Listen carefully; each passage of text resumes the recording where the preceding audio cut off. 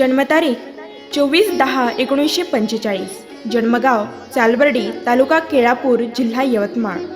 नाव श्री वामनराव मुकुंदा सिडाम. वडिलांचे नाव मुकुंदा धुंद्या सिडाम. आईंचे नाव पार्वती मुकुंदा सिडाम. हल्लीचे मुक्काम श्यामनगरी 1, पांढरकवडा, तालुका केळापूर, जिल्हा यवतमाळ.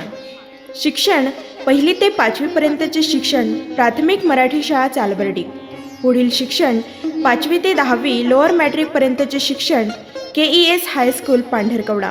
तदनंतर 11वी प्री युनिव्हर्सिटी अमोलकचंद महाविद्यालय, यवतमाळ.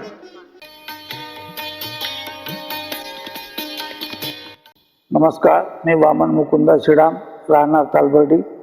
माझा जन्म 24 ऑक्टोबर 1945 रोजी चालबर्डी या ठिकाणी झाला.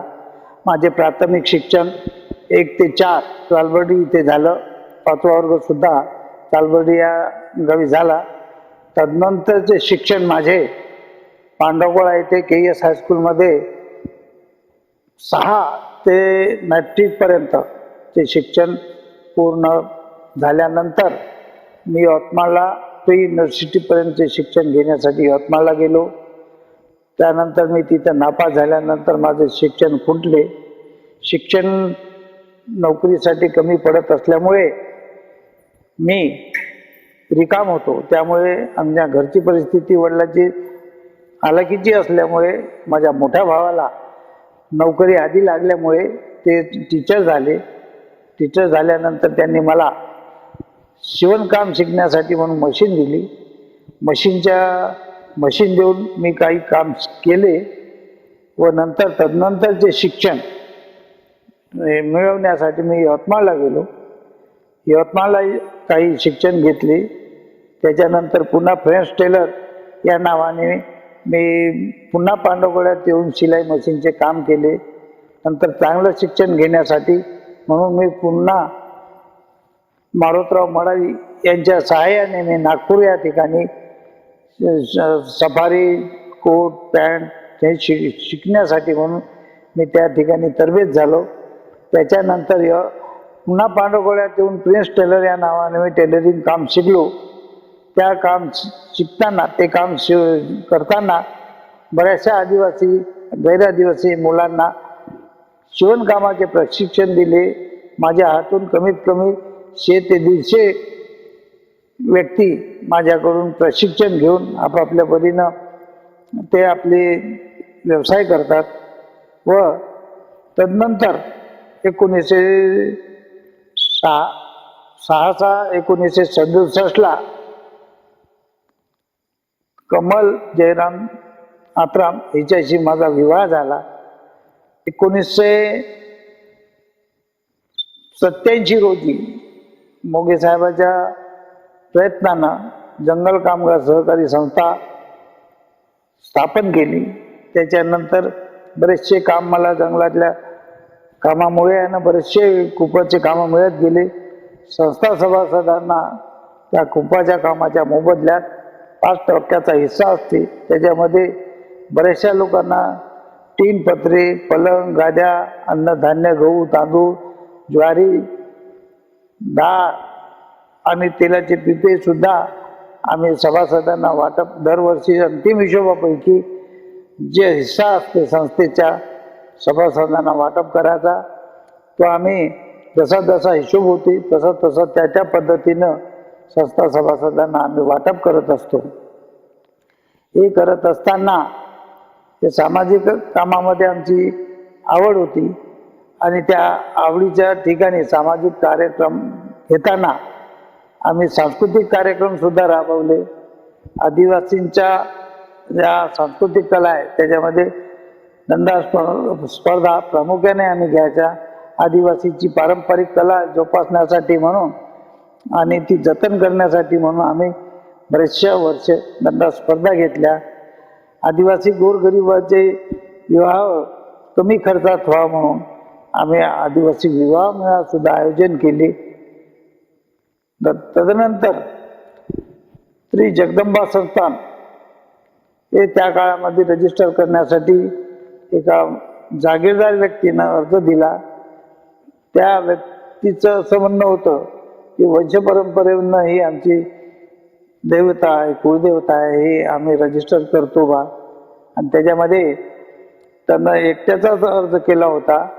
त्या अर्जामध्ये त्याचं असं म्हणणं होतं की आम्ही जवळच्या पैशातून खर्च करून आहे देवस्थानचा जीर्णोद्धार केला, परंतु ते साफ खोटं होतं.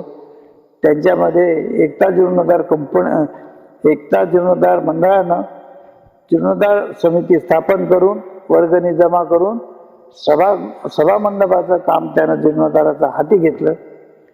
आणि त्यामध्ये 1911 आम्ही हरकत घेतली. हरकत घेतल्यानंतर 4 कोट मी स्वतः जिंकले.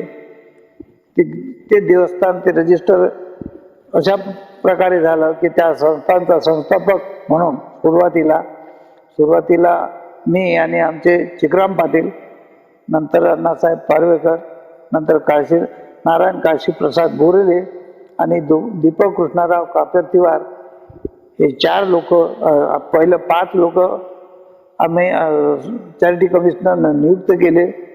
तदनंतर नियमावलीमध्ये दुरुस्त करून 9 लोकांची संस्था विश्वस्त मंडळ स्थापन झालं. त्या विश्वस्त मंडळ आणखी 4 लोक घेतली. त्याच्यामध्ये शंकर बडे, चंद्रशेखर पाटील, प्रेमरावजी वखरे आणि दीपक होले असे 9 लोकांची बॉडी झाली. त्या 9 पैकी 2 लोक मयत झाले. त्यामुळे आज या ठिकाणी आमच्या विश्वस्तामध्ये आज 7 लोकांचं विश्वस्त मंडळ आहे. मी विश्वस्त मंडळामध्ये 2 टर्न अध्यक्ष होतो.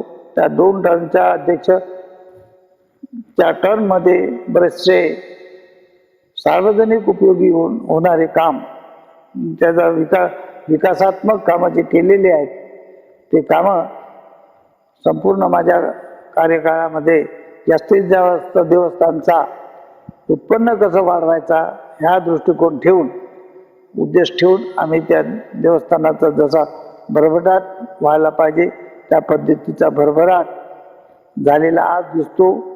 या देवस्थानमध्ये मध्य प्रदेश, तेलंगणा, आंध्र प्रदेश आणि अमेरिकेहून सुद्धा लोक त्या ठिकाणी देवाची ख्याती ऐकून मनोकामना पूर्ण करण्यासाठी किंवा देवाचे नवस करण्यासाठी म्हणून या ठिकाणी येतात. नवरात्रामध्ये 9 दिवस भली मोठी यात्रा भरते.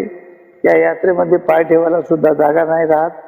अशा लोकांची राहण्याची व्यवस्था करणं हे कठीण जात होतं. त्यामुळे आम्ही शेड बांधलं. शेड दोन्ही कामात येत होतं. यात्रेकरूचं म्हणजे भाविकांच्या सोयीसाठी म्हणून त्याचा उपयोग होत होता.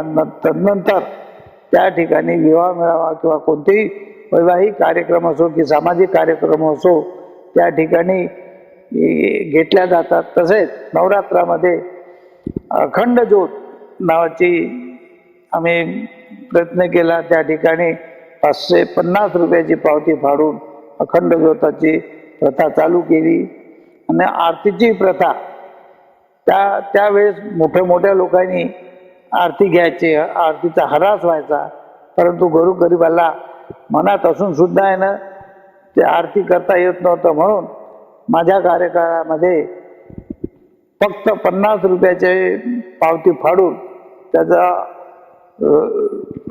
ते लॉटवारी लावायची.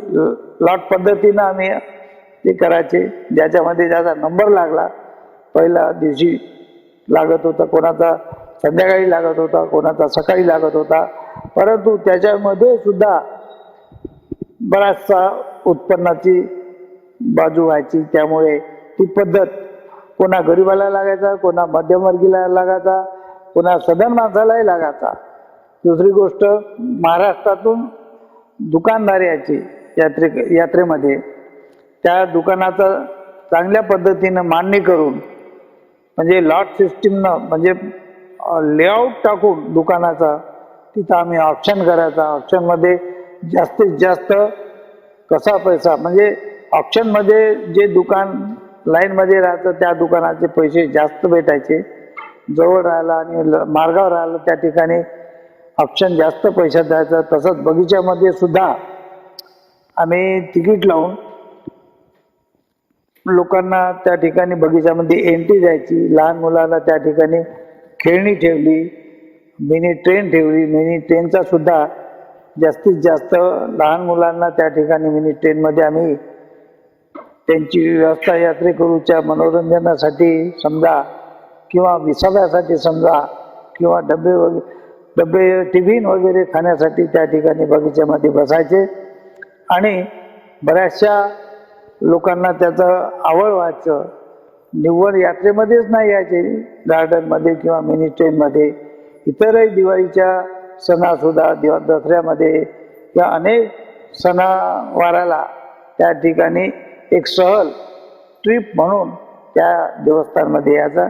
आणि त्याच्यामध्ये तिकीट असल्यामुळे आमचा देवीचंही उत्पन्न व्हायचं आणि डेव्हलप करण्यासाठी प्रत्येक पैसा जो व्हायचा तो आम्ही डेव्हलप करण्यामध्येच आम्ही खर्च घालायचा. सर्वांचा ठराव घेऊन, सर्वांची सहमती घेऊन आम्ही काम करायचे.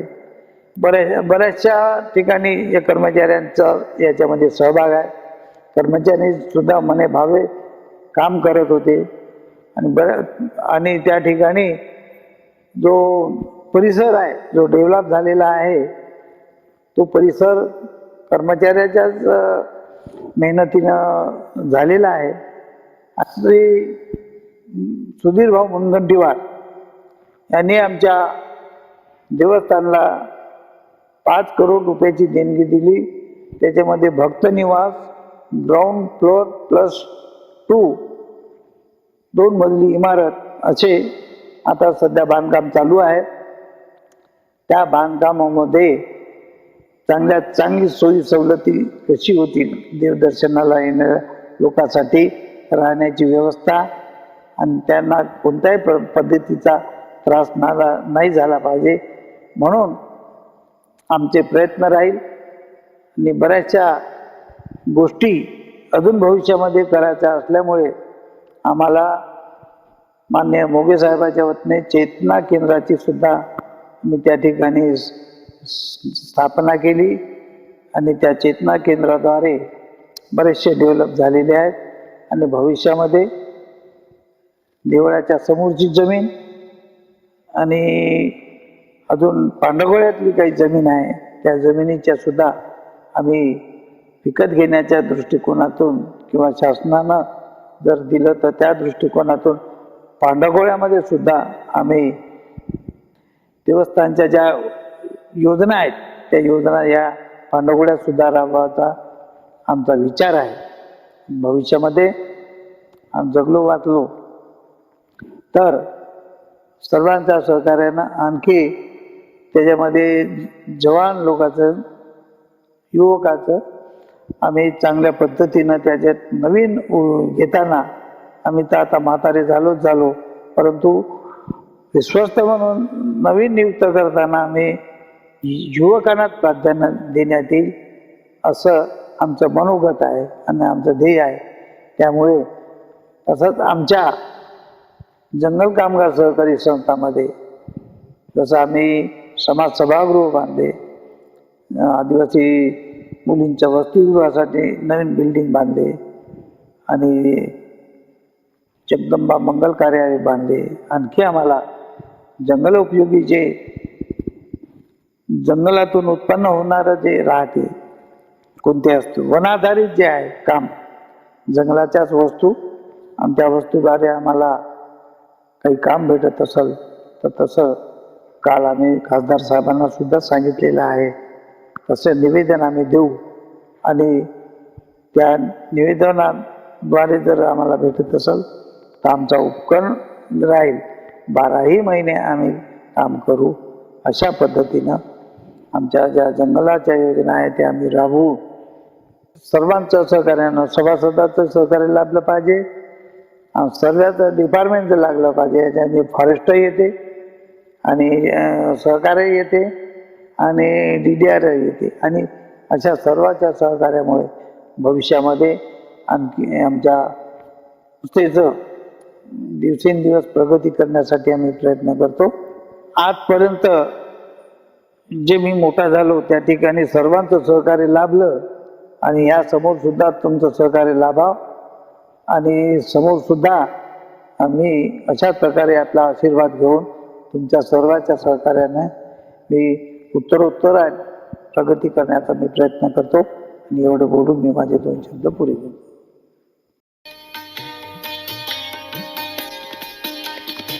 मी अशोक नरसिंहमूर्ती मनोहर चालवडीचे रहिवासी असून मी वामनराव शिडाम साहेबांना आमच्या इथे चालवडीचे लहानपणी रहिवासी होते. ते इथं प्राथमिक शिक्षण त्यांचं झालं. त्याच्यानंतर समोर ते पांडवकडा येथे शिक्षणासाठी पांडवकडा येथे गेले. पांडवकडा येथे त्याने शिक्षण समोर घेऊन तिथं त्याने जंगल कामगार कमिटी त्याचे बजरीनेचे अध्यक्ष बसवले आणि त्याच्यानंतर जगदंबा केळापूर देवीचे अध्यक्षस्थान भूषवले आणि ते देवस्थानचे चांगले चांगले कामं प्रगती केले. त्यांच्याकडून चांगलं आपण त्यांचं काम पाहून सर्व बोध घेण्यासारखं आपल्याला आहे आणि समोर त्यांचं चांगलं अजून चांगलं हे व्हावं प्रगती माझे शुभेच्छा. नमस्कार, मी नरसिंह रामलू नेलावर राहणार चालबर्डी तालुका केळापूर जिल्हा यवतमाळ येथील रहिवासी असून श्री वामनराव शिडाम यांना मी लहानपणापासून ओळखतो. त्यांचे शिक्षण 1 ते 4 पर्यंत चालबर्डी येथे झाले. पुढील शिक्षण पांढरकवड्याला झाले आणि त्यांचे वडील आणि माझे वडील यांचे घरोबाचे संबंध होते आणि बिगर पैसे न घेता कोणत्याही अपेक्षा न ठेवता सर्पदंश विंचूदंश अशा याच्यावर उपाय माझे वडील आणि आपले वामन श्रीरामचे वडील गावात अनेकांना जीवदान दिले. कोणत्या एका रुपयाची आस नसताना आणि वामनरावचं कार्य तर दिवसेंदिवस वाढतच गेलं. आधी टेलरिंगचे काम केले. टेलरिंगच्या नंतर मग आपल्या राजकीय कामात वळले. जगदंबा संस्थानाचे अध्यक्ष सचिव म्हणून काम केले. बरेचसे असे कामं केले आणि दिवसेंदिवस त्यांची प्रगती होत गेलेली आहे आणि मोगे साहेबांच्या संपर्कात असल्यामुळे जास्त आणि खूप मोठे कामं केले. आज अकोली जंगल कामगार सहकार संस्थेचे अध्यक्ष पण आहेत आता सध्या. असे अनेक कामं केले आणि हे मंदिर उभारण्यात त्यांचा सिंहाचा वाटा आहे. आमचा इथे शंकराचं मंदिर झालं ते उभारण्यात त्यांचा सिंहाचा वाटा आहे. गावासाठी त्यांनी हे काम उत्तम प्रकारचे केले. अशी बरेच कामं त्यांच्याकडून घडो ही आमची इच्छा आहे आणि त्यांना प्रदीर्घ आयुष्य लाभो ह्याची माझी शुभेच्छा. नमस्कार, मी द्रौपदी हुसनाजी शिडाम मुक्काम चालबर्डी इथून बोलत आहे. श्री वामनराव मुकुंदराव शिडाम हे प्रॉपर चालबर्डीचेच आहेत. खेड्यामधून शिक्षण घेऊन नंतर पांढरकवड्याला शिकले आणि टेलर काम केले. त्यांनी शून्यातून प्रगती केली, विश्व घडविला, समाजसेवा केली. केळापूरची भवानी माता मंदिर फक्त छोटंसंच होतं.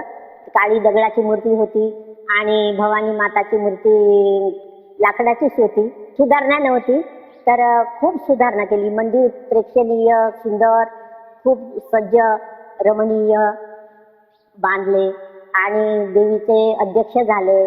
पुष्कळ वर्ष अध्यक्ष राहिले आणि मंदिराची सुधारणा केली. खूप सुंदर रमणीय मंदिर बांधले. मूर्तीची पण सुधारणा केली. मूर्ती मुकुट सुवर्ण हिऱ्या मोत्याचं आहे आणि गार्डन रमणीय बांधले. पाण्याची व्यवस्था केली, शुद्ध पाण्याची व्यवस्था केली आणि सभागृह बांधले रमणीय. मंगल कार्यालय बांधले. मंदिर अखंड ज्योतचं खूप सुंदर मंदिर आहे. तिथे एक दुर्गा मातेची मंदिर तयार केले आणि समाजसेवा त्यांनी पुष्कळ केली.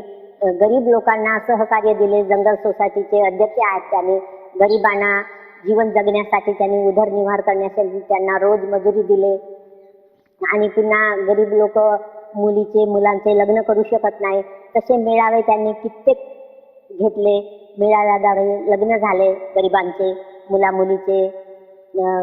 खूपच चांगली प्रगती केली त्यांनी. परिस्थिती खूप गरिबीची होती, हालाकीची. त्यातून त्यांनी दिवस काढले. शून्यातून त्यांनी विश्व घडवले. खूप आपुलकी वाटते मला त्यांच्याबद्दल. लोकांचा आशीर्वाद घेतले त्यांनी. नमस्कार, मी विजयराव शिवराम शिडाम, मी राहणार केळापूर.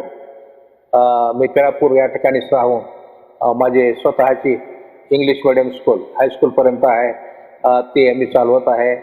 वामनराव मुकुंदराव शिडाम हे माझे बालमित्र आणि आम्ही वर्गमित्र, तसंच आम्ही नातेवाईक पण आहोत. आणि म्हणून मला जे काही त्यांच्याबद्दल थोडंफार माहिती आहे ती माहिती मी देण्याचा प्रयत्न करतोय. ते अतिशय गरिबीमध्ये त्यांचा जन्म झाला. त्यांचे वडील चालबर्डी या ठिकाणी जे तिथले जे श्रीमंत शेतकरी आहेत त्यांच्या शेतीवर, त्यांच्या शेतात काम करणारे माणसं, बाया, लेबर त्यांच्याकडे देखरेख करण्यासाठी ते शिपाई म्हणून त्यांनी काम केलेलं आहे. आणि मग त्या ठिकाणी अतिशय कमी, ते लहान गाव असल्यामुळं 8व्या वर्गापर्यंत त्या शाळेची व्यवस्था होती. म्हणून त्यांनी मग पांढरकवडा हे तिथून 5 किलोमीटरवरती आहे, त्या ठिकाणी आपलं कुटुंब शिफ्ट करून मग आपल्या मुलांना समोरचं शिक्षण आपण त्या ठिकाणी देऊ म्हणून त्यांनी आपलं कुटुंब म्हणजे त्यांची पत्नी, त्यांचा मोठा मुलगा दामोदरराव आणि वामनराव आणि मग तिसरा नारायणराव असे 3 मुलं घेऊन ते पांढरकवडा या ठिकाणी एका लहानशा भाड्याच्या खोलीमध्ये राहून त्यांनी आपल्या मुलांना त्या ठिकाणी शाळेमध्ये शिकायला टाकलं. त्या ठिकाणी शिकत असतानाही त्यांना बरीच अडचण आली, कारण त्यांची जे मिळकत होती ते इथं भाड्यानं घर घेऊन मुलांना शिक्षणाचा खर्च करून, त्यावेळेस आदिवासी मुलं, आदिवासी असलो तरी आदिवासींना कुठल्याही प्रकारची शिक्षणाची सवलत भेटत नव्हती. अशाही परिस्थितीमध्ये त्यांना ते आपल्या मुलांना शिकवायचं, तर बराच त्यांना ताण पडला. तरी या कोणतीही गोष्ट त्यांच्या या निश्चयाच्या पुढे आड आली नाही आणि त्यांनी आपल्या मुलांना त्या ठिकाणी शाळेमध्ये टाकलं. वामनराव हे त्यावेळेस 5वा वर्ग झाले असतील, 5 ते मग समोर 10 पर्यंतचं शिक्षण आहे ते त्यांनी पांढरकवडा या ठिकाणी घेतलं. आणि मग त्यानंतर मग त्यांच्या भावांना, म्हणजे मोठे भाऊ आहेत, त्यांना शिक्षकाची नोकरी मिळाली, अंतरण शिक्षक म्हणून. आणि मग ते थोडाफार आधार झाले. तरी पण यांच्या कुटुंबाची गरज त्यामुळेही भागत नव्हती. त्यामुळं वामनरावांनाही असं वाटायचं की आता आपण 10वी 11वी पर्यंत आपलं शिक्षण झालं, आता समोरचं शिक्षण काही आपल्याला शिक्षण घेणं होत नाही, मग आपणही काहीतरी व्यवसाय शोधला पाहिजे आणि कुटुंबाला आपण आधार झालो पाहिजे. म्हणून त्यांनी शिलाई मशीनचं काम त्याने शिकायचं त्यांनी ठरवलं. त्याप्रमाणे शिलाईचं काम ते शिकले आणि एक लहानसं दुकान पांढरकवडा या ठिकाणी त्यांनी टाकलं. आणि त्या लहानशा त्या व्यवसायाकडून ते थोडीफार कुटुंबाला मदत करू लागले. आणि मग त्यानंतर त्यांना आपल्या समाजाबद्दलही काहीतरी केलं पाहिजे बा, अशा प्रकारे एक विचार त्यांच्या मनामध्ये आला. आणि त्यांनी सर्वात अगोदर आम्ही तरुणांची संघटना स्थापन करण्याचा प्रयत्न केला. आणि मग त्या ठिकाणी तरुण एकत्र यायचे आणि आम्ही त्यांनाही आपल्या समाजाबद्दलचं ओझं आम्ही देऊन समाजासाठी त्या प्रत्येकाने काय केलं पाहिजे बा, तरुण जे आहे त्यांना शिकता आलं, जे शिकू शकते ते शिका तुम्ही आणि दुसऱ्यांनाही मदत करा, कुटुंबाला मदत करा, असं त्यांना शिक्षण दिलं. आणि मग त्याच्यानंतर काही राजकीय लोकांशी त्यांचा परिचय झाला, ज्यामध्ये शिवाजीराव मोघे माजी मंत्री आणि मग काही आदिवासी आमदार, खासदार वगैरे त्यांच्या मदतीने ते पर्याय शोधून लागले की आमच्या समाजासाठी आम्हाला काय चांगलं करता येऊ शकतं बा. आणि मग त्यांनी एक जंगल कामगार सोसायटीचं रजिस्ट्रेशन केलं आणि बरेचसे आदिवासी कामगार त्या ठिकाणी त्यांनी कामाला लावले आणि त्यांना त्याच्यातून खूप सारी मदत झाली. त्यांना अनेकांना राहायसाठी चांगले घरं नव्हते. त्यांना 3 पत्रे वगैरे पुरवले. पावसाळ्याच्या दिवसामध्ये त्यांना पोटभर जेवण पाणी मिळत नव्हतं, तर त्या याच्यामध्ये त्या लोकांना त्यांनी धान्य देऊन पावसाळा वगैरे निघेपर्यंत त्यांची ते मदत करत होते. आणि अशा प्रकारे या उपक्रमामधूनच मग त्यांना केळापूर या ठिकाणी ते जगदंबा ज्याला भवानी पण म्हणतात, तर त्या दैवतामध्ये पुष्कळशे आदिवासी लोक त्या ठिकाणी यायचे. मग त्या ठिकाणी आलेल्या लोकांना तिथं 1 तास पण थांबायची व्यवस्था होत नव्हती. मग ती त्यांना गरज भेडसावं लागले. आणि मग त्यांनी काही राजकीय लोक जे आदिवासी होते ज्यांना हे अप्रोच झाले आणि त्यांनी बरीचशी त्या ठिकाणी मदत केली. जणू काही आदिवासींचं तीर्थक्षेत्र ते झालेलं आहे.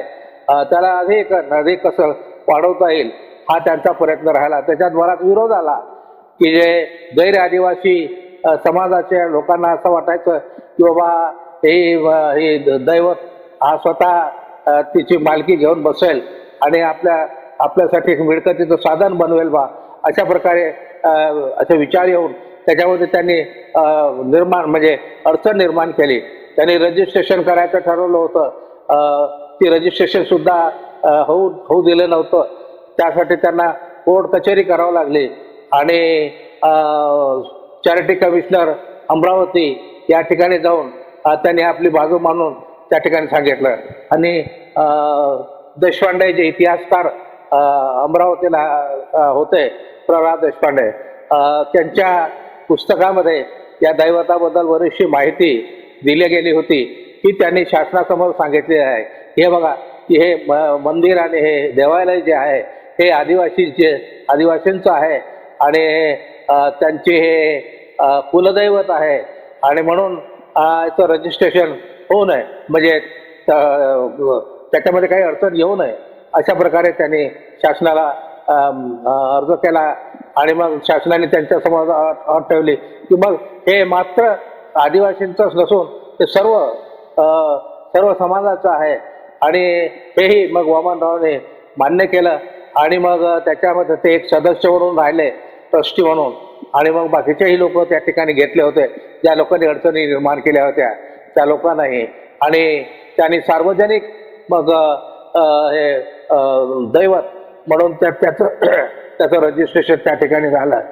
आणि त्या ठिकाणी त्यांना 2-3दा त्या ट्रस्टचं अध्यक्षपद त्यांनी लोकांनी दिलं. आणि त्या ठिकाणी त्यांनी फार कष्ट केले, प्रामाणिकपणानं काम केलं. आणि त्या ठिकाणी जो निधी गोळा होतो तो योग्य कामे त्यांनी लावून त्या ठिकाणी त्या लोकांसाठी निवारे आणि मग लग्न वगैरे लोकांचे झाले पाहिजे यासाठी लग्न मंडप होते, पाण्याची व्यवस्था आणि लाईन वीज सर्व काही. आणि आता जर आपण ते पाहिलं, त्यांनी हातात घेण्याच्या आधीचं जे काम आणि आताचं काम आहे तर कोणी आपण ओळखू शकत नाही, इतकं त्याच्यामध्ये अमूलाग्र त्यांनी बदल केलेला आहे. शिवाय त्यांनी त्या ठिकाणी त्या संस्थेचं काम करत असताना त्यांनी जंगल कामगार सोसायटीचं काम घेतलं. आणि त्या कामाच्या द्वारे सुद्धा त्या ठिकाणी आदिवासींसाठी एक भव्य असं सभा मंडप वगैरे पांढरकवड्याला त्यांनी उभं केलं. आणि आज त्या ठिकाणी लोक त्यांचे लग्न कार्य वगैरे किंवा इतर जे उपक्रम आहे, कार्यक्रम आहे त्या ठिकाणी ते होतात. अशा प्रकारे त्यांनी फार मोलाचं काम या भागामध्ये केलेलं आहे. आणखी बरेचसे त्यांचे भविष्यामध्ये या भागातील आदिवासी आणि इतर जनतेसाठी जे काही त्यांना करता येईल तो करण्याचा त्यांचा मनापासून विचार आहे. आणि त्या ठिकाणी एक अगदी रमणीय असं त्यांनी एक बाग त्यांनी तयार केलेला आहे त्या मंदिराच्या लागून. आणि त्या ठिकाणी तिथं येणाऱ्या मुलांना आणि प्रौढांना सुद्धा तिथं एक चांगला हे जसं काही मनोरंजन त्यांचं ते झालं पाहिजे यासाठी ट्रेन सुद्धा त्यांनी त्या ठिकाणी त्या पूर्ण कंपाऊंडमध्ये तयार केलेली आहे.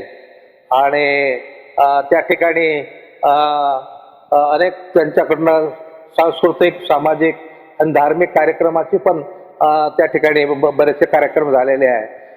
त्यासाठी नवरात्रामध्ये त्या ठिकाणी पूर्ण 9 दिवस त्या ठिकाणी लोक येतात आजूबाजूचे. त्या ठिकाणी देवीची पूजा अर्चा होते आणि मग त्या ठिकाणी देणग्या वगैरे येतात आणि त्यावरून मग अजून जे काही विकासाची कामं आहेत त्या ठिकाणी ते केल्या जातात. आणि मग पुन्हा त्या ठिकाणी त्यांनी बरेचसे विवाह मेळावे त्यांनी आयोजित केले. त्या ठिकाणी अनेक गरिबांचे लग्न या दिवसामध्ये आपल्या स्वतःच्या मुलीला पैसा खर्च करून लग्न करणं कठीण आहे. त्यांचे लग्न वगैरे त्या ठिकाणी झालेले आहेत. आणि त्यासोबतच त्या ठिकाणी जे आदिवासींचे सांस्कृतिक कार्यक्रम आहे, दंडार स्पर्धा आहे, याच्याकडून ती आमच्या आदिवासींची जी संस्कृती आहे ती अबाधित राहण्यासाठी त्याचा फायदा झालेला आहे. आणि अशा प्रकारे त्यांच्या ज्या सुप्त गुणांची प्रशंसा होऊन त्यांना अजून त्याची गोडी त्यांच्या मनामध्ये राहावी आणि त्यांच्यामध्ये ज्या कला आहेत त्यांना टिकवून ठेवता आल्या पाहिजे. आदिवासींची जी जुनी परंपरा आहे त्याचा उपयोग त्या ठिकाणी झालेला आहे. आणि आम्ही सर्व लोकांनी त्यांच्या पाठीशी राहून आम्ही त्यांना सहकार्य देऊन भरीव त्यांच्याकडून आणखी आपल्याला सेवा आणि काम करून घ्यावं असं मनापासून वाटतं. मी प्रेमराव गोपाळराव वखरे. तसं माझं मूळ गाव खुमशी. सध्या राहतो आहे पांढरकवड्याला जवळपास 30 वर्ष बसून. वामनरावचा आमचा परिचय जवळपास आमचे आदरणीय मोगे साहेब ज्या दिवशी पांढरकवड्यात आले त्या दिवसापासून आम्ही सोबत आहोत. साहेबांच्या सोबत आहोत आणि वामनरावच्या सुद्धा सोबत आहोत. वामनरावचा आता नुकताच जो एक कार्यक्रम झाला, अमृत महोत्सव झाला, 75वा वाढदिवस झाला. त्या वाढदिवसाच्या दिवशी त्यांच्या कार्याची एक पावती म्हणूनच असं म्हणा की माजी मंत्री मोगे साहेब आणि आंध्रचे एक आमदार धानोरकर साहेब आणि त्यांच्या पत्नी आमदार, हे 2 खासदार, एक माजी मंत्री आणि 2 आमदार उपस्थित राहते. आणि बराचसा जनसमुदाय सुद्धा तिथे उपस्थित होता. आणि निवडक लोकांचा जो मोठा चांगला भव्य कार्यक्रम निवडक लीडर सोबत आले आणि त्यांनी जी माहिती वामनरावजी सांगितली त्यात सत्यताच आहे, काही विषय नाही आहे. मी वामनरावांना बऱ्याच वर्षापासून पाहतो. त्याचा एक मार्मिक स्वभाव आणि अतिशय चाणाक्ष बुद्धी आणि त्या बुद्धीसोबतच त्यांचा एक गुण आहे. तो गुण कोणाला अजूनही त्या दिवशी उल्लेख झाला नाही. अतिशय चांगले आर्टिस्ट आहेत ते आणि त्या आर्टमध्ये त्याचा उपयोग त्यांनी आपल्या लाईफमध्ये जीवनात करून घेतला आहे. प्रत्येक आता देवस्थानचं जेव्हा बांधकाम चालू व्हायचं त्यावेळेस सोबत राहून बारीक बारीक कामं असेल शोधायचे, बारीक बारीक फॉल्ट शोधायचे आणि त्या दृष्टीने कामं करत आले. आणि एक सगळ्यात महत्त्वाचं असं आहे की जो काय एक काळ असा होता देवस्थानला की बाहेरून मोठा पैसा, मोठी देणगी वगैरे फार कमी यायची. त्या काळामध्ये पैसा जमवायचा कसा, तर त्यावेळेस वामनराव, दीपक कापरकर असो किंवा मी सुद्धा सोबत राहायचं, वामनराव श्रीराम आणि बाकी इतर ट्रस्ट सुद्धा सोबत राहायचे. पण याच्यात मेजर रोल जो होता वामनरावचा, फॉरेस्टमधून पैसा कसा आणायचा, उमरी डेपोमधून पैसा आणायचा कसा, उमरी डेपोचे हरास बीट वगैरे हरास होतात, त्या बीटमधून एक रिझर्व्ह बीट ठेवायचे देवस्थानासाठी आणि त्यानंतर हरास करून त्यातून जो पैसा मिळतो तो पैसा देवस्थानला लावायचा. असं कितीतरी वर्ष, जवळपास 10 ते 15 वर्ष कंटिन्यू वामनरावांनी तिथं पैसा आणलेला आहे. विशेषतः म्हणजे या पैसा आणताना सुद्धा मोगे साहेबांनी सुद्धा आम्हाला भरपूर मदत झालेली आहे. मोगे साहेब वनमंत्री होते पण लिगली पैसा आणला आहे, असं नाही किंवा इलिगल नाही आहे. लिगली पैसा तिथून आणला, देवस्थानला लावला. असे बराचसा यांचा जो कार्यकाळ आहे तो कार्यकाल डेव्हलपमेंटमध्ये बराचसा कार्यकाल केला. आणि जे हेमाडपंथी मंदिर जे आज जे तुम्ही पाहताय त्या मंदिराचं मूळ जर रूप तुम्हाला जर फोटो पाहिजे असेल वामनराव एखादी दाखवेल. फक्त एक हेमाडपंथी देऊळ होतं, त्याच्यानंतर एकता मंडळ, वामनराव असे सगळे एकत्र आले. त्या एकता मंडळाने आपल्या वर्गणीतून जमवून वरचं शेड बांधण्याची सुरुवात झाली आणि त्याच्यानंतर वामनरावचा सहभाग, अण्णासाहेब पारेकरांचा सहभाग, या सगळ्या लोकांनी एकत्र येऊन जे डेव्हलपमेंट केलं आहे, त्या डेव्हलपमेंट आज जे मंदिर दिसतंय तुम्हाला, ते मंदिर उभं झालेलं मंदिर आहे. आणि आज याच्या पुढेही वामनराव शतआयुष्य होईलच. पण आज जे आमचे जे इथे यात्रा जी भरायची, यात्रा भरण्यामागे महत्वाचा रोल आहे वामनरावचा असो किंवा इतर ट्रस्टीचा असो किंवा इतर अध्यक्षाचा असो. मी सुद्धा माजी अध्यक्ष असताना सुद्धा वामनरावने मला भरपूर मदत केलेली आहे. मदत अशी केली आहे की जो पैसा आम्ही यात्रा भरायचे, यात्रेतून प्रत्येक दुकानात जाऊन पैसा वसूल करण्यापासून वामनरावने काम केलं. असं नाही की मी मोठा ट्रस्टी आहो किंवा मी तिथं वेगळं मोठा नेता आहो, हे न पाहता बारीक छोट्या छोट्या दुकानदाराकडे सुद्धा जाऊन पैसा वसूल करण्याचा उद्देश असा की हे सगळा पैसा देवस्थानला लावला जात होता. आणि आजचं हे मंदिर 30 वर्षामध्ये जे डेव्हलप झालेलं मंदिर आहे, त्याच्यामध्ये वामनरावचा एक मोठा सहभाग आहे असं म्हणाल काही हरकत. नमस्कार. भालचंद्र मरुसर बनसोड, पुजारी जगन्नाथ संस्थान केळापूर. 1988 मध्ये श्री वामनराव श्रीराम यांनी या मंदिराचं ट्रस्ट स्थापन केले. त्यानंतर त्यांनी त्यांच्या काळामध्ये बरेच उन्नतीचे कामं झाले, जगदंबा संस्थांच्या हिताचे आणि जगदंबा संस्थांचा फायदा होईल याच दृष्टीने कामं केले. त्यांच्या काळामध्ये आणि तिथे तीन शेड म्हणजे जिथं लग्न वगैरे कार्यक्रम होतात ते 3 शेड त्यांच्याच काळातला आहे. बोरले हालच्या ते खाली जे बोरले हाल होतात त्याच्यावरची माडी त्यांच्याच कार्यकाळातली आहे. बगीच्यामध्ये काही कामं केले आहे ते त्यांच्याच काळातले आहे. रेल्वेपाशी लोखंडी पूल बांधला आहे तो त्यांच्याच कार्यकाळातला आहे. केळापूर गावातील बजरंगबली मंदिराचा जीर्णोद्धार यांच्याच हाताने झालेला आहे. सर्व धर्मीय मेळावा घेतला. अंदाज स्पर्धासुद्धा या ठिकाणी त्यांनी राबवल्या. तसेच दरवर्षी नवरात्र उत्सवामध्ये भजन स्पर्धासुद्धा त्यांच्या कार्यकाळात झाल्या. आणि विविध कार्यक्रम असेही झाले. खंडज्योत हॉल जिथे दिवे लावले जाते तो हॉल सुद्धा यांच्या काळातला आहे. आरती ड्रा म्हणजे प्रत्येक गोरगरिबाला सुद्धा आरती भेटली पाहिजे या दृष्टिकोनातून त्यांनी आरती ड्रा चालू केला. त्या आरती ड्रामध्ये त्यांचा समावेश आहे. आणि या जगदंबा संस्थानचे या 2 वेळा हे अध्यक्ष राहिले आहेत. 2000 ते 2004, 2014 ते 2019 संस्थानला जितका एक फायदा करता येईल तितका त्यांनी फायदा करण्याचा प्रयत्न केला. दुकान हारात सुद्धा इथं पहिले होत नव्हते, पण त्यांनीच अशी प्रथा लावून संस्थानला त्या माध्यमातून उत्पन्न मिळवून दिलं. अतिशय म्हणजे शिस्तबद्ध आणि कडक असे त्यांना मानले जाते. परंतु त्यांचा आम्हाला कोणताही म्हणजे असं त्रास झालेला नाही. आम्हाला उलट चांगलं होतं की ते वेळेवर काम सांगत होते. अगोदर त्यांचे प्रयोजन गाडीगोळी सगळे प्रयोजन अगोदर आखल्या जातील की हे करायचं ते करायचं, असं वेळेवर कोणतं धांदल नव्हतं त्यांचे. वीराला जे दरवाजे लावले नवीन सागाचे ते त्यांच्याच काळातले आहे. अतिशय सुंदर दरवाजे बनले जात आहे. फर्निचर आणखीन फर्निचर सुद्धा बनवलं जात आहे. ऑफिसचे दरवाजे खिडक्या सर्व म्हणजे एकंदरीत या मंदिरात शोभल असे कोणते सर्व चांगलं काम त्यांच्याच काळात झालेले आहे. मंदिराला काही भागातून इन्कम सुद्धा त्यांनी ज्यावेळेस मंदिरात पैसे बरोबर नव्हती त्यावेळेस वर्गण्या करून मंदिरात सुद्धा पैसा त्यांनी त्या मधून मिळवून दिला. तेच आता भक्तिनिवासच्या बाजूला जे काम चालू आहे ते 5 करोड सुद्धा त्यांच्याच काळात मंजूर झालेलं आहे आणि काम चालू आहे. त्याच्यासाठी धावपळ करून मुंबईला जा, नागपूरला, पण स्वतः म्हणजे त्याच्यामध्ये ते उत्साही होते. आजचं काम उद्या नाही, उद्याचं आजच करत होते. ते ट्रॅक्टरसुद्धा आम्हाला याला त्याला मागत होते. आज ट्रॅक्टरसुद्धा आमच्यापाशी अवेलेबल झाला. उन्हाळ्यामध्ये पाण्याची समस्या राहिली तर आमच्यापाशी पाण्याचा टँकरसुद्धा त्यांच्या काळातला आहे. इथं कार्यक्रम जेव्हा होतो तेव्हा पाणी समस्या आमच्या टँकरनं लोकांना पाणी पुरवलं जातं. पुढील कार्यकाळासाठी त्यांना जगदंबा त्यांना उदंड आयुष्य देव हीच जगदंबी चरणी प्रार्थना करतो. नमस्कार, मी अशोक देतवार, येथील कर्मचारी, जगदंबा संस्थान केळापूर. श्री वामनराव श्रीराम साहेब यांच्या हस्ते खूप मोठं काम झालेले आहे. देवस्थानचे फायद्याचेच झालेले आहे पूर्ण कामं. त्यांच्या मार्गदर्शनाखाली आम्ही काम करत होतो. आम्हाला एकदम शिस्तप्रिय वाटलं. त्यांना उदंड आयुष्य लाभो हीच जगदंबा चरणी प्रार्थना. नमस्कार, मी विकास जयवंत जाधव इथं कर्मचारी बोलत आहोत. आज मला कमीत कमी 25 वर्ष झालेली आहे इथे. आणि त्या 25 वर्षाच्या कारकिर्दीमध्ये आमचे अध्यक्ष, माजी अध्यक्ष श्री वामनराव जी श्रीराम यांच्याकडून चांगल्या चांगल्या पद्धतीचे कामं झालेली आहे. त्यांच्या मार्गदर्शनाखाली आम्ही सर्वत्र काम करत असतो.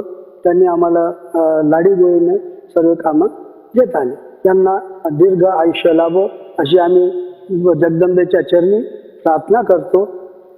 नमस्कार, मी सुनील देवराव बावणे, श्री जगदंबा संस्थानचे कर्मचारी.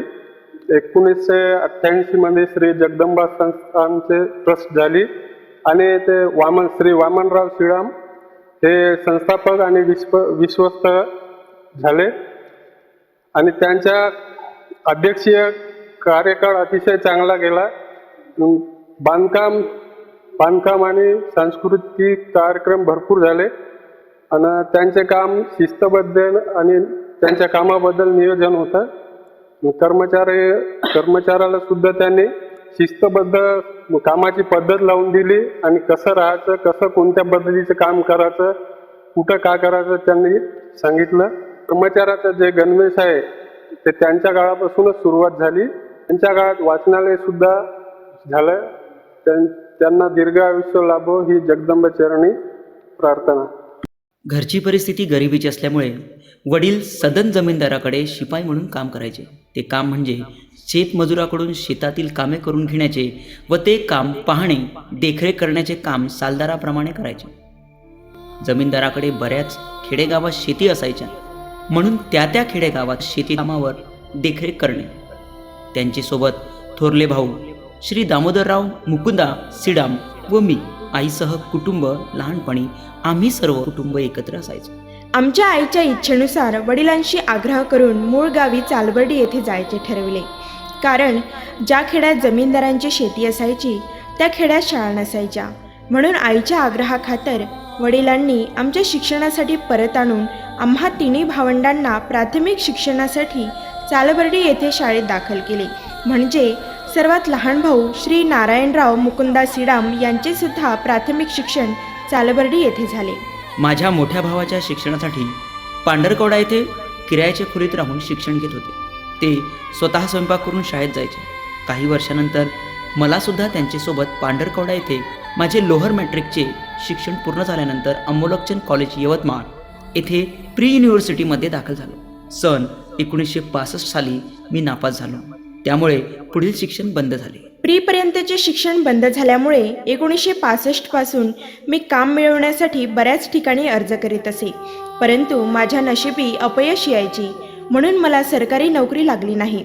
त्यामुळे खाली घर भूत डेरा या उक्तीप्रमाणे मी सैनिक भरतीसाठी प्रयत्न केला, परंतु तेथेही अनफिट झालो. मोठ्या भावाचे शिक्षण पूर्ण झाल्यामुळे त्यांना लवकरच प्राथमिक शिक्षक म्हणून प्राथमिक मराठी शाळा भीमकुंड येथे रुजू झाले. आई, वडील, मी व लहान भाऊ असे 4 जण एकत्र पांढरकवडा येथे किरायाने राहू लागलो. काही काळ नोकरीच्या शोधात असताना अमरावती येथे इरविन हॉस्पिटल अमरावती समोरील टी कॅन्टीन व शुगर केन ज्यूस सेंटर येथे कामावर होतो. त्यावेळेस माझी भेट मेहर एजन्सीचे मालक श्री माणिक तुकाराम मेहर यांच्याशी झाली. त्यांचे जयस्तंभ चौकातील बाबासाहेब कोकाटे यांचे राधाकृष्ण मार्केटमध्ये रोलिंग शटर्स अँड स्टील फर्निचरचे दुकानात फर्निचर व रोलिंग शटर्सची बुकिंग करण्याचे काम शिकवून मला भावाप्रमाणे वागविले. परंतु घरचे आईवडिलांची व लहान भावाची आठवण येत असल्यामुळे आणि पगाराची कबुली पक्की नसल्यामुळे घरी परत यावे लागले. माझे हाती काम नसल्यामुळे आर्थिक चणचण भासत असे. ज्यातच माझे मोठे भाऊ यांनी मला शिवणकाम शिकण्यासाठी शिलाई मशीन घेऊन दिली. त्यानंतर मी टेलरिंग शिकण्यासाठी माझे भाचे बापूराव चंपतराव कन्नाके यांच्याकडून प्राथमिक शिवणकामाच्या अनुभवासाठी टेंभी या गावी जाऊन शिवणकामाचा अनुभव घेतला. शिलाई कामाचा जास्तीत जास्त अनुभव घेण्याकरिता यवतमाळ येथील श्री नामदेवराव राजगडकर यांचे शोभा टेलरिंग शॉप यवतमाळ येथे चिल्लर कापड शिवण्याचे काम शिकले. त्यानंतर तेथेच श्री मारुतराव मडावी यांच्याशी भेट झाली. त्यानंतर नगर परिषद यवतमाळचे कर्मचाऱ्यांचे ड्रेस शिवण्याचे काम मिळाले. ते काम करताना पॅन्ट शर्ट शिवण्याने हात साफ झाला. शिवणकाम शिकल्यानंतर मी पांढरकवडा येथे फ्रेंड्स टेलर या नावाने टेलरिंगचे दुकान लावले. त्यात पॅन्ट शर्ट नवीन फॅशनचे शिवण्यास लागलो. त्यास लोकांनी भरपूर प्रतिसाद दिला. त्यामुळे मला पांढरकवडा येथे व खेडेगावात सुद्धा भरपूर प्रतिसाद मिळाला व नावलौकिक सुद्धा मिळाली. टेलरिंगचे काम करतानाच अमरावती येथे श्री मारुतराव मडावी यांच्या सहकार्याने सूट कोट पॅन्ट शिवण्याचे काम शिकण्यास सुरुवात झाली. त्यामध्ये कोट सफारी सूट पॅन्ट इत्यादी काम शिकल्यानंतर पुन्हा पांढरकवडा येथे परत आल्यानंतर डायमंड चौकामध्ये वर्मा सायकल स्टोअर्सजवळ प्रिन्स टेलर्स या नावाने टेलरिंगचे दुकान लावून काम सुरू केले. त्यानंतर जवळपास खेडेगावातील 100 लोक माझ्याकडून टेलरिंगचे काम शिकून स्वतःची पोटापाण्याची सोय करून घेऊन त्यावर उदरनिर्वाह चालू लागला. त्या लोकांचा रोजगाराचा प्रश्न निकाली निघाला व आर्थिक परिस्थिती पहिल्यापेक्षा बरी झाली व पुढील दिवस सुखासमाधानाने 2 घास खाऊ लागले. नंतर टेलरिंगचे काम करीत असताना लग्नाचा विचार मनात आला. अकोली बुजुर्ग येथील कमलताई जयराम आतराम यांचे सोबत लग्न जुळून आले. दिनांक 6 जून 1967ला माझे लग्न झाले. पुन्हा खर्चाचा बोजा वाढल्यामुळे टेलरिंगचे काम जोरात चालू ठेवले. तसेच काम करीत असताना सामाजिक कार्य करण्याचे हाती घेतले. त्यात आदिवासी विद्यार्थ्यांसाठी युवक संघटना स्थापन करून त्यात सामाजिक क्रीडा आदिवासी विवाह मेळावा सामूहिकरित्या करण्याचा प्रयत्न केला. केळापूर मतदारसंघातील सन 1980च्या पुढे आमदार ॲडव्होकेट श्री शिवाजीराव मोघे साहेब हे माननीय मुख्यमंत्री वय.ए.आर. अंतुले यांचे मंत्रिमंडळात उपमंत्री होते. त्या काळात मी जिल्हा खादी ग्राम उद्योग महामंडळाचे सदस्य झाले. सन 1982 ते 93 त्यानंतर पांढरकवड्याचे नवीन बसस्थानकाचे ठिकाणी आदिवासीचे दैवत भीमालपेन देवस्थान होते. बसस्थानकाचे बांधकाम करणारे कंत्राटदार यांनी देवस्थान हटविल्याशिवाय बसस्थानक बांधता येणार नाही असे सांगितले. म्हणून माननीय मंत्री महोदय ॲडव्होकेट श्री शिवाजीरावजी मोघे साहेब यांच्या पुढाकाराने भीमालपेन ठाणा हटवून ते श्रीराम मंदिर पांढरकवड्याच्या मागे खुल्या जागेत ठरवण्यात आले. ती जागा कमीत कमी 27,000 चौरस मीटर एवढ्या मोठ्या जागेत त्यांच्या पुढाकाराने मंजूर करून घेऊन मी स्वतः उईके साहेब व परचाकी गुरुजी श्री मारुतराव पोयाम, मणिरामजी मेश्राम, श्री गणपतराव मरापे यांनी सुद्धा वाजत गाजत आदिवासी परंपरेनुसार भीमालपेन देवस्थानाची स्थापना करण्यात आली. पांढरकवडा तालुक्याच्या ठिकाणी भव्य असे बसस्थानक बांधण्यात आले. त्यावेळेस आदिवासी विकास महामंडळाच्या वतीने गरजूंना शिलाई मशीन वाटप करण्यात आली व शिलाई मशीन देण्यात आल्या. एकता जीर्णोद्धार मंडळाचे वतीने मा जगदंबा संस्थान केळापूर देवस्थानचे सभा मंडपासाठी लोकवर्गणीतून सभा मंडपाचे भूमिपूजनाचा कार्यक्रम दिनांक 10/2/1982ला सामूहिक मेळाव्याचे आयोजन करण्यात आले होते. कार्यक्रमामध्ये प्रमुख पाहुणे म्हणून माननीय श्री सदाशिवरावजी ठाकरे साहेब, जिल्हा परिषद अध्यक्ष यवतमाळ, माननीय उपमंत्री ॲडव्होकेट श्री शिवाजीरावजी मोघे साहेब, श्री गोपाळकृष्ण पाटील चालबर्डीकर, माननीय सुरेश बाबू लोणकर आणि आदिवासी विकास महामंडळाचे अधिकारी व कर्मचारी व तसेच आदिवासी प्रचंड जनसमुदाय या कार्यक्रमास आवर्जून उपस्थित होते. त्या मेळाव्यात मार्गदर्शन करताना केळापूर येथील मा जगदंबा देवस्थान हे हेमाडपंथी व जागृत देवस्थान आहे. ज्या कोणास देवस्थानबद्दलची अधिकची माहिती असल्यास त्यांनी ती माहिती गोळा करून देवस्थान संग्रहित करावे असे माननीय श्री सदाशिवरावजी ठाकरे यांनी मार्गदर्शन केले होते. देवस्थानची माहिती मिळवण्यासाठी प्रयत्न करीत होतो. त्याच काळात माननीय आमदार ॲडव्होकेट श्री शिवाजीराव मोघे साहेब माननीय वय.ए.आर. अंतुले साहेबांच्या मंत्रिमंडळात मंत्री झाले व त्यांनी मला जिल्हा खादी बोर्डाचा एक आदिवासी सदस्य म्हणून नियुक्ती केली. जिल्हा खादी बोर्डाच्या वतीने खेडेगावातील 12 बलुचेदारांना खादी बोर्डाकडून लोहार, सुतार, कुंभार, चांभार, भडबुंजे अशा नाना प्रकारच्या बलुचेदारांना यंत्रसामुग्रीसाठी अनुदान असायचे. त्यामुळे मी केळापूर येथे 12 बलुचेदारांची चौकशी करीत असताना माझ्या असे लक्षात आले की ग्रामपंचायत मासिक सभेच्या रजिस्टरमध्ये एक नोटीस होती, ती अशी की केळापूर देवस्थान जगदंबा देवस्थान रजिस्टर करण्यासाठी एका इजारदाराने हे परंपरेने आमचे देवस्थान आहे, वंशपरंपरेने नोंदणी करावयाची आहे. ज्यांना हरकत घ्यावयाची असल्यास त्यांनी आजच्या तारखेपासून 28 दिवसात हरकत घ्यावी, नंतर आलेल्या हरकती ग्राह्य धरल्या जाणार नाही अशी नोटीस ग्रामपंचायतला लावली आहे.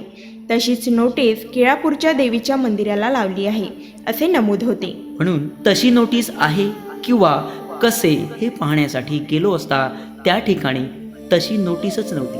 स्थानिक लोकांना देवस्थानाबद्दल चौकशी केली असता बहुतेक लोकांनी देवस्थानातील देवीला पूर्वीपासून भवानी या नावाने संबोधले जायचे, कारण या ठिकाणी पूर्वापार परंपरेने आदिवासी लोकांनी भवानी देवी नवसाला पावणारी देवी म्हणून मनोभावे दर्शनाला व नवस करायला जायचे, अशी आख्यायिका होती व आजही आहे. एकता जीर्णोद्धार मंडळाच्या वतीने सार्वजनिक निधी गोळा करून देवस्थानचे सभा मंडपाचे बांधकाम चालू होते. म्हणून हे देवस्थान लोकवर्गणीतून काम करीत आहे. म्हणून हे देवस्थान कोणत्याही एकाचे मालकीचे नसून ते देवस्थान सार्वजनिक झाले पाहिजे, अशी तक्रार माननीय सहाय्यक धर्मादाय आयुक्त अकोला येथे दाखल करण्यात आली. तक्रारकर्तेवेळी माननीय वामन मुकुंदा श्रीराम, राहणार पांढरकवडा, तालुका केळापूर, जिल्हा यवतमाळ अशा रीतीने तक्रारीबद्दल तारखा सुरू झाल्या. देवस्थान सार्वजनिक व्हावे या हेतूने ॲडव्होकेट माननीय MB देशमुख व पारवेकरांच्या वतीने ॲडव्होकेट श्री दीपक गोविंदराव पत्की साहेब यांनी काम पाहिले. सर्वच कागदपत्र तपासून झाले. नंतर या केसचा निकाल माझ्याकडून म्हणजेच सार्वजनिक लावण्यात आला. त्यात ट्रस्ट निर्माण करून त्यात श्री वामन मुकुंदा श्रीराम, राहणार पांढरकवडा, श्री सूर्यभान शंकर चिकराम, राहणार वाई, जवाहर देशमुख उर्फ अण्णासाहेब पारवेकर, नारायण काशीप्रसाद बोरेले, राहणार पांढरकवडा, श्री दीपक कृष्णराव कापर्तीवार, राहणार पांढरकवडा हे 5 जण विश्वस्तांची निवड करण्यात आली. दिनांक 11 मार्च 1988 रजिस्टर नंबर A629 नोंदणी क्रमांक मिळाला. अशा प्रकारे मा जगदंबा देवस्थान सार्वजनिक ट्रस्ट म्हणून उदयास आले. सन 2004 साली ॲडव्होकेट माननीय श्री शिवाजीराव मोघे साहेब जलसंधारण विभागामार्फत चेतना केंद्राचे निर्माण करण्याकरिता निधी मंजूर केला. मी स्वतः मा जगदंबा संस्थान केळापूर या संस्थानचे अध्यक्ष म्हणून मागील 9 वर्ष संस्थानचे काम पाहिले आहे. माझ्या कार्यकाळात देवस्थान एकदम भरभराटी झाली आहे. सुसज्ज पार्क, देवस्थानची मिनी ट्रेन झाली आहे. भक्त निवास बांधण्यात आले. अखंड ज्योत निवास, भरभक्कम पाण्याची सोय, शिक्षित विद्यार्थ्यांसाठी वाचनालयाची सोय इत्यादी कामे करण्यात आली.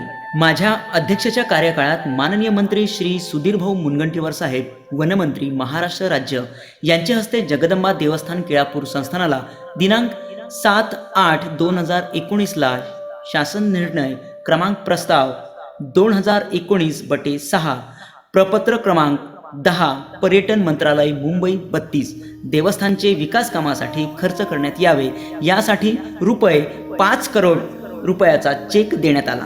तसेच माननीय श्री जगदीश कदम साहेब पुणे यांच्याकडून मा जगदंबा देवस्थानासाठी दिनांक 14/10/2018 रोजी 990 ग्रॅम सोने 24 कॅरेट देवस्थानचे अध्यक्ष म्हणून माझे कार्यकाळात सर्व संस्थांचे संचालकासमोर सुपूर्द करण्यात आले.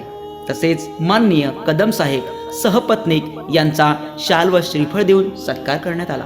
तसेच माननीय मुख्यमंत्री सहायता निधी पूरग्रस्तासाठी देवस्थानकडून माननीय अध्यक्षांचे हस्ते 2,51,000 रुपये मदत देण्यात आली. दिनांक 11/8/2019 या दिवशी सामाजिक कार्यक्रम करीत असताना शिक्षण संस्थेकडे माननीय उपमंत्री ॲडव्होकेट श्री शिवाजीरावजी मोघे साहेब यांची मागणी केली असता त्या कामासाठी इमारत जागा भरपूर पैसा असल्याशिवाय ते मिळणार नाही म्हणून जंगल कामगार सहकारी संस्थेसाठी मागणी करून वरिष्ठ अधिकाऱ्यांना सांगून NOC मिळवून दिली. दिनांक 27 नोव्हेंबर 1987 रोजी श्री शिवाजी आदिवासी जंगल कामगार सहकारी संस्था गोपालपूर, रजिस्टर नंबर 981 तालुका केळापूर, जिल्हा यवतमाळ या नावाने संस्थेची नोंदणी झाली. अशा तऱ्हेने सामाजिक व कौटुंबिक कार्य करीत असताना बऱ्याचशा अडचणींना, संकटांना सामोरे जावे लागले. ते म्हणतात ना, शून्यातून विश्व घडते तसे माझे झाले. ज्यावेळेस संस्था स्थापन झाली त्यावेळेस बरीच जंगल होती आणि वन अधिकारी यांच्या सुद्धा सहकार्याने संस्थेची भरभराट झाली. संस्थेच्या संस्था सभासदांना वाटपामध्ये टीनपत्रे, गहू, तांदूळ, ज्वारी, तेल, तुरडा, पलंग, गादी, उषा इत्यादी माननीय खासदार यवतमाळ श्री उत्तमराव पाटील, माननीय श्री सुरेशबाबू लोणकर, माननीय ॲडव्होकेट श्री शिवाजीराव मोघे साहेब, श्री गोपाळकृष्ण पाटील चालबर्डीकर, माननीय श्री मधुकररावजी पिचड साहेब, आदिवासी विकास मंत्री महाराष्ट्र राज्य माननीय श्री बबनराव पाचपुते साहेब वनमंत्री महाराष्ट्र राज्य, माननीय श्री रमेश वळवी माजी मंत्री, माननीय श्री बाबूरावजी मडावी साहेब माजी मंत्री यांचे प्रमुख उपस्थितीत व यांचे हस्ते संस्था सभासदांना वरील वस्तूचे वाटप करण्यात आले. तसेच संस्थेने खूप काम केलेल्या अंतिम हिशेबापैकी बऱ्याचसा खूप कामाचे अंतिम हिशेब व्हायचे शिल्लक आहेत. त्यांचे जसजसे अंतिम हिशेब होतील त्यानंतरच 10% वाटपाचा कार्यक्रम प्रकरणे मंजूर करून घेण्यात येईल. आदिवासी समाजाच्या लोकांना रोजगारांची व्यवस्था करणे, त्यांच्या शिक्षित मुलामुलींना लघु उद्योगासाठी प्रशिक्षण देणे, आदिवासी विवाह मेळावे घेऊन त्यांच्या खर्चाचा बोजा कमी करण्याचे काम केले. आदिवासी जनतेला जागृत करणे व त्यांच्या मुलामुलींना शिक्षणासाठी मदत करणे इत्यादी कामांसाठी त्यांना दिनांक 30 जून 2014 साली महाराष्ट्र शासन आदिवासी विकास विभाग मार्फत आदिवासी सेवक पुरस्कार माननीय श्री अजितदादा पवार, माननीय श्री मधुकररावजी पिचड साहेब, आदिवासी विकास मंत्री यांच्या शुभ हस्ते प्रदान करण्यात आला. नगर परिषद सदस्याबद्दल माहिती. सन 1986 ते 1991 या कालावधीत नगर परिषद पांढरकवड्यामध्ये गांधीवाड हा अनुसूचित जमातीसाठी राखीव म्हणून घोषित करण्यात आला. त्या राखीव वार्डात आदिवासी मतदार नगण्य असल्यासारखाच होता, कारण मतदार यादी तयार करताना शिंपी समाजाच्या बऱ्याच लोकांनी जात बदलून छत्री या जातीची नोंदणी केल्यामुळे गांधीवाड हा आदिवासीसाठी राखीव झाला. त्या 5 वर्षाच्या काळात छत्री या बोगस आदिवासींचं मेंबरशिपसाठी अर्ज भरल्यामुळे त्यांच्यापैकी एक नगरसेवक निवडून आला आणि 1986 ते 1991 पर्यंतचा कार्यकाळ पूर्ण केला. सन 1991 ते 1996 या कार्यकाळात माननीय ॲडव्होकेट श्री शिवाजीराव मोघे साहेबांच्या सल्ल्यानुसार मला बोलावून नगर परिषदेच्या नगर परिषद सदस्यांच्या उमेदवार म्हणून अर्ज भरण्याच्या शेवटच्या दिवशी कोणालाच माहिती न होऊ देता फॉर्म भरण्यास सांगितले. त्यावेळेस 4-5 बोगस आदिवासी सुद्धा नगर परिषद सदस्यांसाठी फॉर्म भरला. मी सुद्धा नगर परिषद उमेदवार म्हणून फॉर्म भरला. मी पूर्वतयारी म्हणून जे फॉर्म भरणार होते त्यांचे शाळेचे दाखले व जातीचे दाखले व प्रमाणपत्र काढले. त्यांचे जातीच्या दाखल्यात मेरू शिंपी व शाळेच्या दाखल्यात शिंपी असल्या कारणाने मी अर्जाचे पडताळणी वेळेस हरकत घेऊन वेगवेगळ्या जातीचे दाखले असल्यामुळे त्यांचे दाखले आदिवासी समाजात येत नाही अशी हरकत घेतली. परंतु जातीचा दाखला देण्याचा अधिकार हा माननीय तहसीलदार साहेब केळापूर यांचा असल्यामुळे त्यांनी दिलेला दाखला त्यांना रद्द करता येत नव्हता, म्हणून त्यांनी सर्वांचे अर्ज मंजूर केले. म्हणून मी निवडणूक अधिकाऱ्याचा हरकत घेतलेल्या उमेदवाराविषयीच्या निकालाची प्रत मागितली. त्या निकालाची प्रत घेऊन यवतमाळ येथे ॲडिशनल सेशन जज यवतमाळ यांच्याकडे अपील केले. त्या अपिलाचे निकाल निवडणूक निर्णय अधिकाऱ्यांच्या निर्णयाविरुद्ध लागून 4ही बोगस आदिवासींचा नगर परिषदेच्या उमेदवारीसाठी फॉर्म भरलेल्याचा फॉर्म रद्द केले.